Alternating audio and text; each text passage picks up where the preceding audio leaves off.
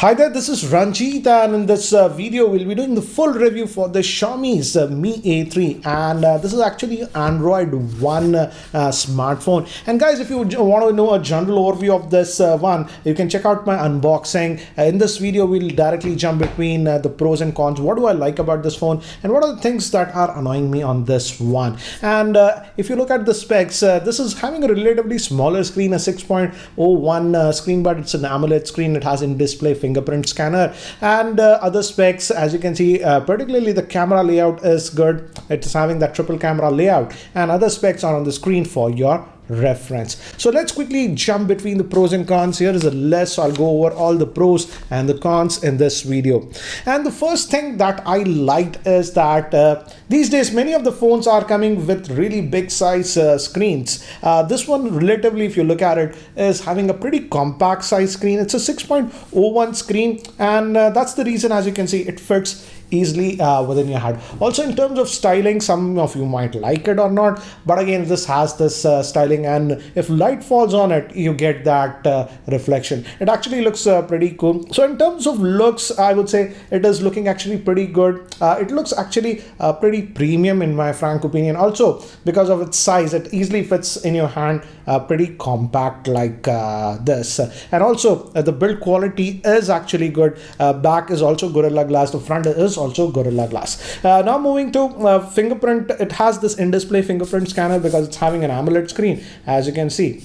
And again, I won't say it's the fastest in-display fingerprint scanner that we have seen in the industry. But yeah, it takes about a second and works almost most of the time. There is also that face unlocking option on this. It's provided, but I would say do not use that because it's not actually very secure. So for unlocking, I would say use this in-display fingerprint scanner, though it's not the fastest. Now, one more small thing that I am liking on this phone, and these days many of the phones are omitting, is here on the top. Right now I don't have any notification. We do have a physical LED notification light, but it is only in white color, and by default, for some strange reason, actually it's not enabled. And you can actually go to the notifications tab. Over here we have this apps and notifications. If you go over here, this one, here you have this blink light option. Just enable that, and then you'll have that physical LED notification light, but it's just in white color. Now moving to one more important thing is I tested this one in Hyderabad with the Jio and Airtel, and in terms of network reception, this is not cellular call quality. Network reception, I would say this is actually pretty good, much better than most of the other phones that I have tested. In fact, it comes in the top tier, I would say, like the flagship Samsung phones. For example, I have always praised the Galaxy S10 Plus for its network reception. This one also falls in that. For example, right now also it's in dual SIM, and in this area Airtel is having actually very low signal, but even with that low signal, yes, it's still on low signal, I'm able to take calls here without getting disconnected. So that means the network reception is actually good. Again, with Jio also I did not have any problem, and it has obviously VoLTE support. Now moving to another important thing is that how is the earpiece on the smartphone, because that is also a very important thing in my frank opinion. And here I'm happy to say that unlike some of the earlier Xiaomi phones, for example, particularly if I recall, if the Redmi Note 7 Pro, I never liked the earpiece. It was not super clear, but on this one, again, the earpiece is also very clear, like high-end premium Android phone. So in that aspect, while taking cellular calls, they were crystal clear, and I did not have any problem. And the other parties also never complained about calls getting muddy or anything like that. So in that respect, I would say Xiaomi did actually a very good job. Moving to the speaker, we just have a single speaker over here. Just this area is a speaker. So while watching videos and stuff, you have to cup it like this, but it's actually adequately loud. Ringtone volumes are also on the higher side. So again, for notifications, etc., I even took some calls via speakerphone. I did not have a problem. I also like the fact that now the 3.5mm headphone jack is back. That was missing on the Mi A2. Now moving to another thing is that again, this is a stock Android phone. That's an Android One device. That means it has stock Android experience. As you can see, you have the app tray and all those things. You get the So this is what experience you'll get even on Pixel devices and stuff. So this is the pure Android experience what Google intended. So that is what you're getting on this. And the advantage of this one is that, again, you will not have to worry about Android updates on this one. This will get the Android updates very quickly. So you don't have to worry about that. So that is also actually a really nice thing. So in terms of Android updates, you don't have to worry about this one. And you also get the latest security updates. So in that aspect, it's got clean Android, not a lot of bloatware or anything that worries you. Also, now moving to the performance, I'll talk about the SoC reservations what I have later. They are using the Snapdragon 665 SoC on this one, and as it's stock Android without any bloatware or anything, it handles everything fine. And also in terms of RAM management, the RAM management was fine. But guys, this is the review in it, and this is the higher end variant that comes with 6 gigabytes of RAM. And in this one, again, I never had any issues of RAM management on this one. So that way also the RAM management has been done well on this device. So no lag that I'm noticing on this one in day-to-day usage. You won't have an issue. Now, some of you have asked me, does this phone exhibit any overheating issues or anything like that? And I would say no. Yes, I noticed that the back, after about 15-20 minutes of continuous usage, for example, you're watching YouTube videos, replying to emails, writing tweets and stuff like that, yes, the back gets slightly warm. But again, that's the common thing that I have noticed with almost every Android smartphone that is having a glass back. So in day-to-day usage, I would say heating is not an issue unless you're just gaming continuously for a lot. I'll talk about the gaming in the later part of the video. Now let's talk about the battery on this one. This has a 4030 milliamp hour battery, and I have to say the battery life is actually really good on this one. It can the standby time is actually really good on this. That means the idle drain is very low on this one. Hence, it can easily last for about 1.5. And if you're sort of a casual user, even to about 2 days. As you can see from the charts, it could last for almost over 2 days, and then also had a little bit battery left and about 5 hours of SOT. So for a typical day's usage, I would say it will last easily for about anywhere between 6 to 7 hours of SOT. And again, in terms of battery life, I would say, again, as it's stock Android, and also the Snapdragon 665 is very efficient. So no issues regarding the battery life. Easily a full working day for most users.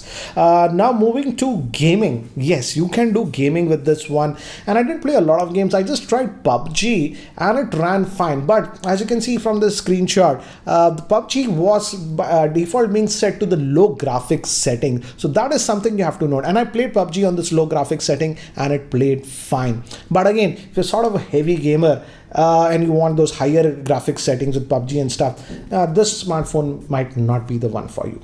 Now moving to one thing that really impressed me on this smartphone is this camera setup. And as you can see, we are having the triple camera setup. The main camera is actually a 48 megapixel Sony IMX586 sensor. That's actually a really nice one. Then we also have a wide angle lens, and lastly we have a 2 megapixel for depth, and obviously we have the flash over here. And the front facing camera is actually a 32 megapixel. And here are some of the sample shots that I have taken with this one. And as you can see, in outdoor lighting conditions, it does a very good job. But even for skin tones and stuff, as you can see, it did a very good job. And even when you enable the portrait mode, it comes out really good. And I also like the fact that even in the wide angle lens, as you can see with some of the samples here, it actually does a very good job. Now moving to indoor lighting conditions, artificial lighting conditions, here also I feel it is actually doing a very good job. Yes, in very low lighting conditions, yes, the image gets slightly soft, but again, considering the competition and the pricing around this one market, I would say I test a lot of phones, this one is still doing a far better job. And now moving to the front facing camera, it's a 32 megapixel, and as you can see, the front facing camera performance is also very good. The only thing I would say is that it's slightly over sharp, but again, I disabled all the beauty modes while taking the shots, and even in indoor samples, as you can see, the images are really sharp. So again, the front facing camera performance is also very good. It's a very sharp one. So in terms of camera, I would say Xiaomi has really done a very good job with this one.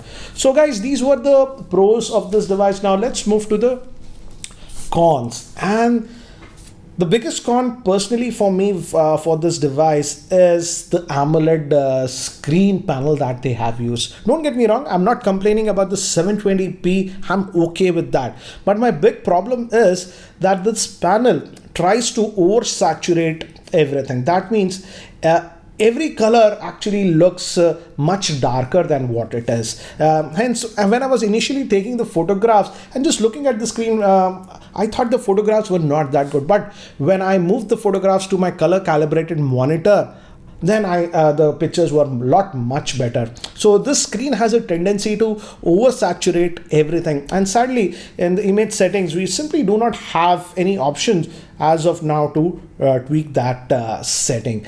So again, I simply do not like the color calibration on this one. Again, I'm a little bit picky because I work with video, so I know what color is what, but it's simply not that accurate on this one.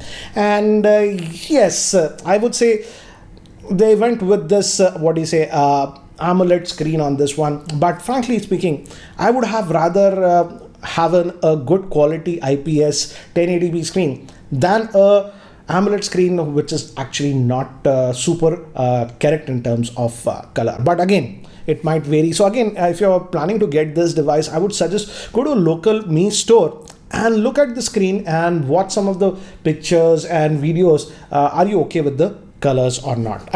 And second thing that I do not like on this one, it has all the basic sensors that you would need and also has the auto brightness sensor, but I feel the auto brightness sensor calibration is simply not that well done on this one. Many times I have to constantly fiddle around with the brightness. And now if we talk about the brightness of the panel also, here also I feel it's not a very bright panel. In outdoor conditions, when there's bright sunlight, I feel even at the maximum brightness, the screen is not that bright. It's not like it's not visible. I have to just move the phone left and right and it's visible. But I felt that they did compromise on the maximum brightness also. So to sum it up, the biggest con for me is the display what Xiaomi has used on this one. And now moving to another thing is that this device does support fast charging, 18 watt fast charging, but the charger that is supplied in the box is actually just a 10 watt charger. So you have to spend a little bit more to get that 18 watt fast charger. They should have bundled it in the box.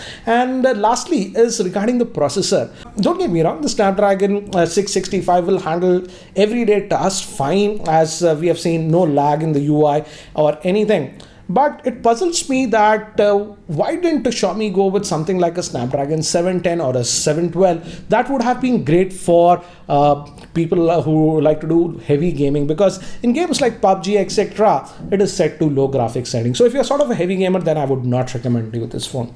So to sum it up, I would say if I have to summarize this one, and if you look at the base configuration, that's around 13,000 rupees. The biggest strength for me personally for this device is the camera. I feel at 13,000 rupees, this one has the best camera setup, and actual pictures that we get are actually really good for 13,000 rupees, both the rear facing as well as the front facing camera. And I also like the fact that we have that wide angle lens, which is actually pretty useful.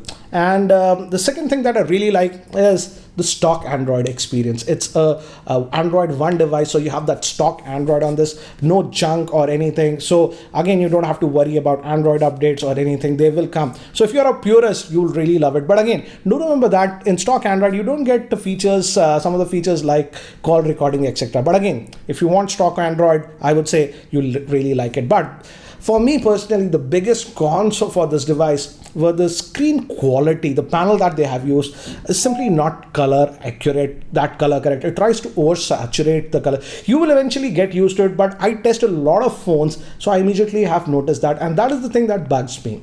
And lastly is they should have gone with the Snapdragon 710 or a 712 SoC. That would have been better for gamers. But anyways, if you can look past the cons and you're looking for a stock Android smartphone with actually pretty good cameras and you're on a tight budget, you can certainly have a look at this Mi A3. But anyways guys, this was my review of the Mi A3. What do you guys think about the Mi A3? And if you guys are still not subscribed to my YouTube channel, hit that subscribe button. This is Ranjit and I hope to see you in my next video. Take care guys.